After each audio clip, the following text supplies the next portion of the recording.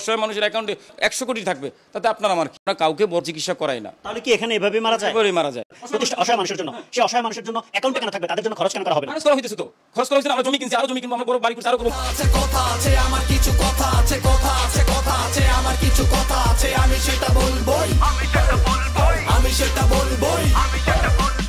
Hello viewers, welcome back. Thumbnail আর title দেখে already বুঝে গেছেন আজকে আমি কোন বিষয়ে কথা বলতে যাচ্ছি। হ্যাঁ, আজকে যাকে নিয়ে কথা বলবো তিনি কোনো ছোটখাটো বাটপার না, তিনি হচ্ছেন ন্যাশনাল বাটপার। সোশ্যাল মিডিয়ার মাধ্যমে আপনারা ইতিমধ্যে অনেকেই দেখেছেন ঢাকার মিরপুরে চাইল্ড অ্যান্ড ওল্ড কেয়ার নামে মিল্টন সমাদ্দার একটি প্রতিষ্ঠান করে, যে প্রতিষ্ঠানের কাজ হচ্ছে অসহায় মানুষদেরকে ওইখানে নিয়ে চিকিৎসা দেয়া, মানুষদের সেবা যত্ন করা এবং ওই অসহায় মানুষদের মৃত্যুর পরে তাদের সমস্ত কার্যক্রম সুন্দরভাবে শেষ করা। এতদিন ধরে আমি এই মিল্টন সমাদ্দারকে খুব ভালো একজন মানুষ হিসাবে জানিয়ে আসছি, কিন্তু হঠাৎ তার কিছু কিছু বিষয় সোশ্যাল মিডিয়াতে এমন ভাবে আসে যেটা দেখার পরে মনে হয়েছে এ তো বাটপার না, এ হচ্ছে ন্যাশনাল বাটপার। তিনি অসহায় মানুষদের ইমোশন কাজে খাটাইয়া নিজের ব্যাংক অ্যাকাউন্ট বাড়াচ্ছে, নিজের সম্পত্তি বাড়াচ্ছে, আর সেই সব অসহায় মানুষ ধুইকে ধুইকে কষ্টে দুনিয়া ত্যাগ করতেছে। এই বাটপারের কথা হচ্ছে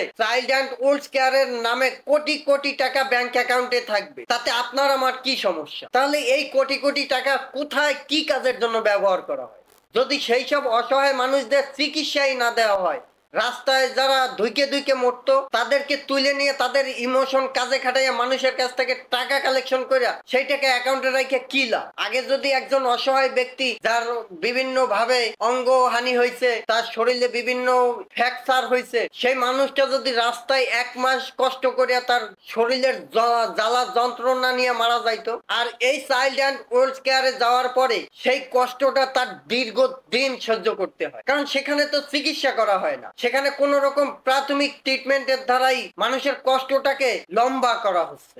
এর চাইতে যদি ওই চাইল্ড অ্যান্ড ওল্ড কেয়ারে নেয়ার পরে বড় কোনো চিকিৎসায় না করা হয়, তাহলে ওই মানুষটা রাস্তায় বসে ওই 1 মাস কষ্ট করে মারা যাইতো, তাতে তার মৃত্যুর আগে মৃত্যুর যন্ত্রণা, তার যে কষ্ট, শারীরিক অঙ্গহানির যে কষ্ট, সেটা অন্তত কম হইতো। কিন্তু তার ওইখানে যাওয়ার পরে এই যন্ত্রণাটা তো অনেক বড় হচ্ছে, দীর্ঘদিন মানুষ ধুইকে ধুইকে মারা যায়। তাহলে এই অ্যাকাউন্টে এই কোটি কোটি টাকা দিয়ে কি হবে? আমরা সোশ্যাল মিডিয়ায় অনেক সময় অনেক বিষয় নিয়ে প্রতিবাদ করি, মানুষের কোনো ভুল খারাপ দিক থাকলে আমরা সেটা নিয়ে প্রতিবাদ করি, লিঙ্ক ভাইরাল হইলে সোশ্যাল মিডিয়ায় ঝড় উঠে যায়। তাহলে এই সব অপরাধ দেখার পরেও কেন আমরা চুপ থাকি? কেন আমরা প্রতিবাদ করি না? এইসব বাটপার চিটারদের বিরুদ্ধে যদি আমরা প্রতিবাদ করতাম, তাহলে আজ হয়তো এই সব কথা শোনা লাগতো না, এই দিনগুলা দেখা লাগতো না, এই অসহায় মানুষগুলার এইভাবে ধুইকে ধুইকে মারা যাইতে হইতো না।